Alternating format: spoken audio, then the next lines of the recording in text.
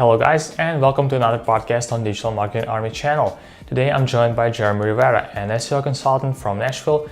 Go ahead and check out his website if you need help optimizing your own. He definitely knows what to do. In this video, we are discussing keywords that convert your visitors into customers, conversion rate optimizations, and a lot more stuff. So go ahead and check it out. And also at the end of this video, you'll get a cool trick on how to get featured in Google SERPs. So don't miss it. Hi Jeremy, thank you for joining us today. I believe you are here today to tell us about conversions and how to optimize the business processes to make sure that they complete these necessary goals. Is that right? Yeah, as an SEO, a lot of times we get locked into this view of our job of search engine optimization is only to worry about rankings, only to worry about traffic. But when somebody hires you as a digital marketing professional, as if they are hiring you to be an SEO for their company, for their mom and pop shop, for their enterprise location, for their physical location, they need you to pay for what they're paying you, and you need to provide a return on investment, and that means money. And so many times I've talked to other SEOs, I've done so many audits where there's a disconnect between the search engine optimization side of things and the processing of that lead, to the point where some SEOs, they don't even know who's handling these leads once they're passed off. They don't even know if there's any follow-up on that side of things. So connecting that revenue back to the keywords that you're selecting can really close the loop and provide a much better outcome in the end, because that's what it's really about. People aren't hiring us SEOs as a charity. We're supposed to be providing a real benefit and value, and if we're totally locked and focused on, if we make these changes, it'll have this impact on rankings and traffic, and we don't have a bigger view of what's happening in the business, what's happening with these products that we're optimizing for, then we can really miss some truly profound opportunities. So what is the giveaway sign for you? What do you look for as you start working on a new project that may show you that that project is targeting not the right keywords? Well, sadly enough, every time that I think there is one company that I've audited and they actually are correctly tracking their conversion information to begin with. They have Google Analytics, and at best they might have a goal set up in their Google Analytics, but they're not actually, they may have a goal set on the form page for when people hit the form, but not when they submit it. Or they might have, multiple products and they only have tracking for that. So the first step any business owner needs to do is go into Google Analytics and make sure that when somebody turns from a normal visitor to your site into a business prospect in one way or another, you need to be able to track that, and you need to be able to classify where that came from. So make sure that you have your Google Analytics set up correctly. Second, don't forget about calls. CallRail is a great set of software that can track your calls and identify where its sources came from. It's very easily implemented. You just add a JavaScript and it dynamically replaces the phone number, but it also leaves the phone number there for Google, so you won't get any mismatch. When Google crawls through, it's going to see the normal phone number, but users will see a dynamically generated phone number, so you can attribute, hey, this lead came from, organic search. Hey, this lead came from whos.com. This lead came from, they just typed it in. But having that level of information is key. Just having the data is the first metric to look at. And then you can start working your way back.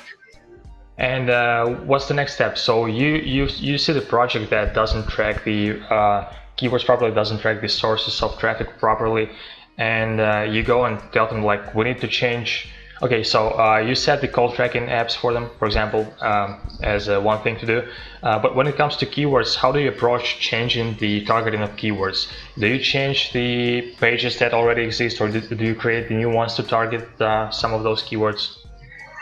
So here's you have to look at the data that's available. Unfortunately, it's not 2006, and Google Analytics doesn't tell us what keywords drove traffic to the page, so we have to be a little bit smarter.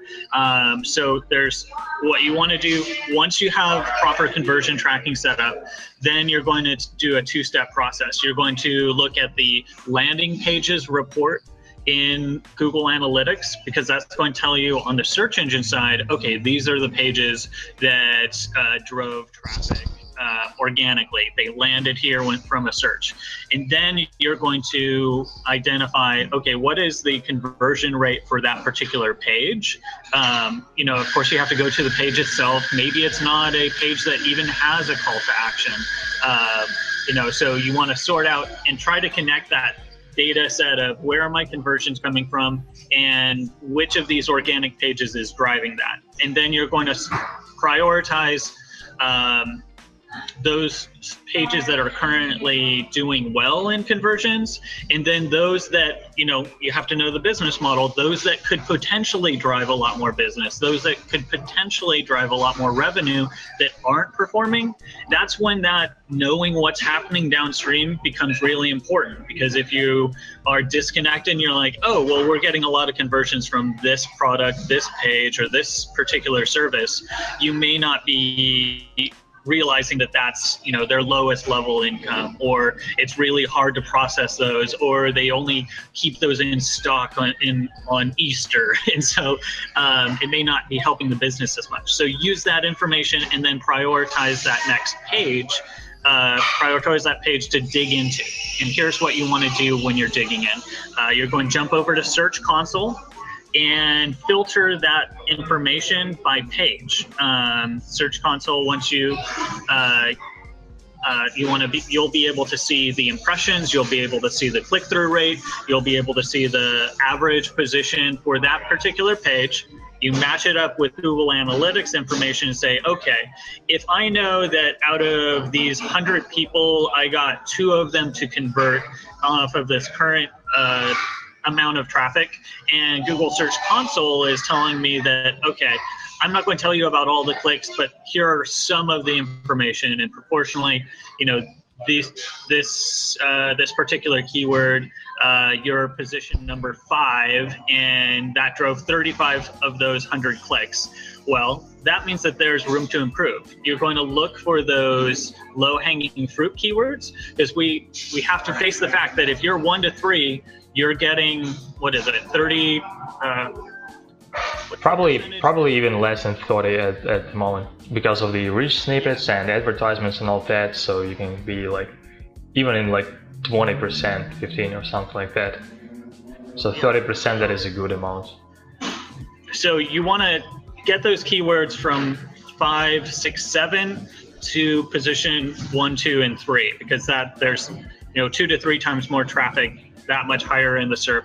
So that's the first step. And then the second is look and see if there are any outliers where somebody has actually gone to the second page and clicked on a keyword that is a service that you provide, because that means that you, despite not doing a great job and not showing up on the first page, everybody else on the first page sucked even worse. Right. So look for those low-hanging fruit opportunities, and then you need to do comparative research and look at okay, for this product, service, or lead type, who is somebody else that does this, and what does their page look like, and how is it currently ranking? What do they have there, and what are they ranking for that I'm not targeting? What, maybe they use a different phrase for this same product, but you got to take that over to your keyword analysis tool, analyze that page in comparison to yours, and do that for the top 3 competitors. Like if you're number 5, you need to be looking at those other 3 guys and analyzing and comparing that keyword set, because that's going to change your the ultimate stream. Because if you can't tell you how many, again, in these audits, clients, they don't actually say the keyword phrase that they want to rank for on the page. It seems like it would be pretty straightforward. Yeah. I had a company, and they worked with they did millions of dollars in business. They did rebrand for like Red Robin and other business chains, and their website was all, we'll manage your project, and we'll make sure delivery is on time. And they had all of these really great sounding catchphrases but they never actually said, we do restaurant rebrands, we do corporate branding, we do signage for corporations. Nowhere, not even in pictures. Like, so taking that time to connect the dots and have a conversation after you make those changes in the next month, have a conversation with the business owner or the customer service manager or whoever's in charge of actually handling those leads and making sure they get fulfilled. Find out feedback from them, because that can often lead to some unexpected discoveries.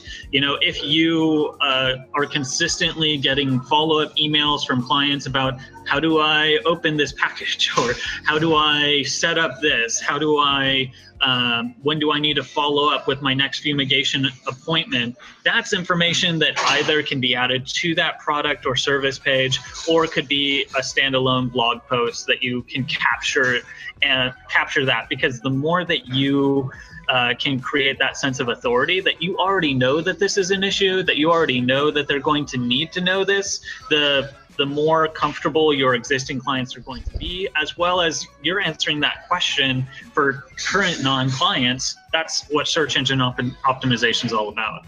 It brings me to a question about the conversions. You said that you can create a content that generates interest from the audience and brings the audience to your website. So I have this question. Some of the websites, they don't have conversions happen like in a day or even a week. I work for SerpSite, and for us the conversion can happen like in a month. So we have a multi-level attribution system where we separate like the conversion, the whole from not being a user to buying a subscription, in several steps. So we have first visit to the website, we have registering as a user, we have visiting the payment section, we have adding something to the cart, and we have paying for the subscription itself.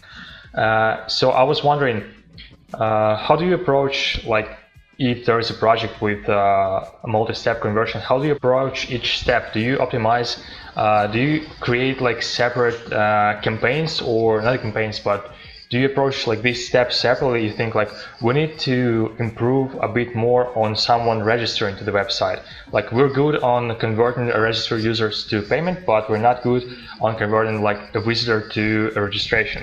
Do you do something like that, and how? Yeah, that's a fantastic question. So when you have a multi-step conversion in a process, it's about understanding that revenue model to begin with. I have a client and they are a mortgage company, and they have to get somebody to fill out a form to get their basic information, and then they need to follow up and get the information they need for to start the mortgage pre-approval, and then they have to actually qualify and have the right score. And so that's a multi-step process. The first step, of course, is always have the data. If you have a multi-step funnel, you want to have two separate goal sets, maybe even under a different view in the same Google Analytics installation, so that you can have a goal that tracks all of those steps, from top to bottom and as one complete goal, but also having those individual steps, because when you think about what you're trying to do, it really is a conversion to get somebody to sign up or register with you. So it is a type of conversion, but it's not a revenue conversion. So what you can do once you have that segmented data is look who fell out of that funnel, and then actually go through your conversion process. I've had clients, and we need to sit down and actually fill out this. Do you have your credit card? We're going to buy something from you. You have a moment. We're going to call your customer support. We're actually going to pretend to be, somebody that's purchasing. So put on your client's hat, walk through step by step the process. Find yourself on a Google search that you think you should deserve to rank for, and then go through your entire conversion process. as if you are authentically converting. And you're going to notice a couple of things. That article that you thought was totally perfectly aligned to, somebody searching for that keyword, you're going to notice, well, the title was really kind of off and it didn't match this. And then once I got to the page, the H1 didn't match the title that I clicked, and the call to action is at the bottom of this, but there's nothing I can click on to convert here. And then I got into the registration form. It asked for my first name, middle name, last name, and who my first girlfriend was. And see if you can optimize that first form, and then see if there's anything missing or terrifying about that conversion process. If you lose trust signals, if you don't have your SSL, if it's not the green lock, if it's the little exclamation mark in the top left corner, then that's a small little ding to that trust. If you have an offsite form system instead of remaining on the same domain, that's a small little ding to trust, because they're like, oh, do I trust is this a form process that I trust? I'm going to be given my information over here. Is there a weird disconnect between that registration and that cart system? Actually go through and experience that and compare it with your data. Once you've done that, compare it to the data and see who fell out of that funnel in those steps, and see if there's any alignment, because maybe you've been getting a lot of registration from your social sources, and you've been promoting one particular aspect of your business on social or paid, and once they get registered, it doesn't line up with your end revenue product. So go through the process and then use data to see if there's any correlations between those people that fell out of the funnel and what you experienced when you went through the funnel yourself. Cool. Another question, what's your take on keywords that are like too broad? Sometimes you have a keyword that you rank for quite well, and it gives you like a lot of visitors, let's say 1,000 visitors per day, and those visitors convert like terribly. If 1%, then it's good.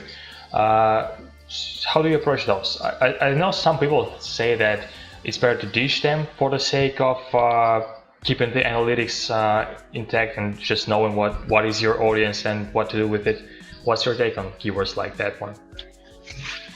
Well, so we would have identified those, looking at conversions and analytics and Search Console and saying, okay, well, we have, really high rankings for this and really high traffic for this and really low conversion for this. So that becomes a conversion rate optimization question of, okay, with this intent, with this, broad catch, I'm getting a lot of traffic, but not a lot of conversions.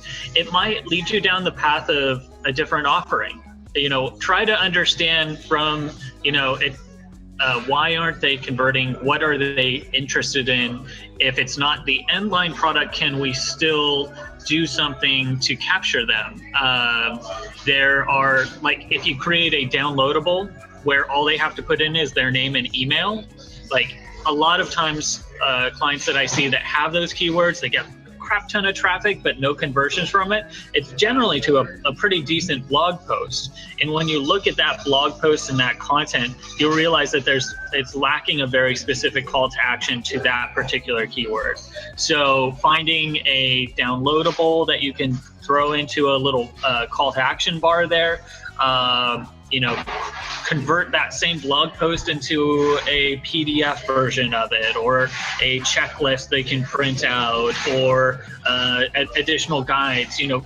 Think of what else you can put them into the funnel. What other ways might they be likely to convert? And then, also, try to target other keywords. Like if you're after you do that first, if you got 1,000 people coming through your door, try to do something with it. Try to change up your offering or call to action to appeal to them better. Maybe they're aligned with something different. Maybe it might be an opportunity for an affiliate. Look for, okay, well, they're actually more interested in this product, but we don't have it. But maybe we create a partnership and say, hey, we're ranking #1 for this, and you guys are on page 5. You have a partnership program and create another revenue stream. That's a great idea. There actually is a picture somewhere online in Russian internet that has a door of some store that has a bunch of papers on it. Like, we don't do copies. The copying machine is not in this place. They moved out a month ago, and some businessman, like well-known one, said like the good business owner would have bought a copy machine by now and started making money instead of telling people to leave them alone. So yeah, that is something to work with. I have a question about optimized keywords. So for example, you start working on a project and commercial project, and you see that they have a lot of keywords that are informational, which is not bad. Like, it's good to draw the audience, but how do you approach driving the direction the website is working on into the commercial segment, like from being an informational website to a commercial website? I usually find that's because they haven't actually updated any of the only thing they've updated on their site is their blog, and the rest of the site just have fallen into disrepair. Like the clients that I've seen that happen with, they just either they think that they have perfected their page and they don't want to change it for risk of changing something, or they just haven't applied the budget. But anytime you're looking at a product page as opposed to an informational page, there is always more to do. And that usually starts with talking to your customer service rep, talking to your salesperson, talking to the people that fulfill it, talk to the guy that goes out and actually puts on the roof, because he's answering the questions of that person. And there are a lot of times where there is frequently asked question material that's going to the blog that really should live in that product page. There are tons of opportunities to expand that commercial content and get more of that informational traffic to land on a mixed use page, where you're answering those questions while also very much demonstrating that that product is going to fulfill that end service. So it's, looking for opportunities to expand. Right.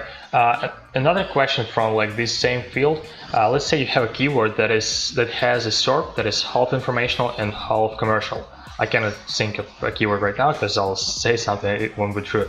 But let's imagine you have like Wikipedia, YouTube, then you have Amazon, you have some stores, and then you have an article from a blog. And you are running a commercial project, and you are ranking for this keyword, like on a second page.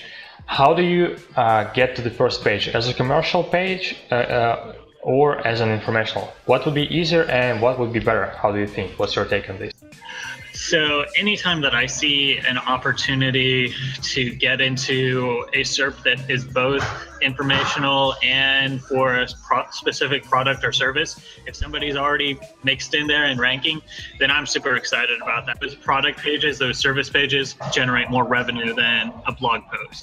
So there are two different steps. One is go back down that funnel, go talk to your customer service guy, talk to the guy actually installing the roofs and talking to the homeowner and find out what questions that they have. Will you guys be leaving a bunch of nails around in my yard for me to step on after you replace my roof?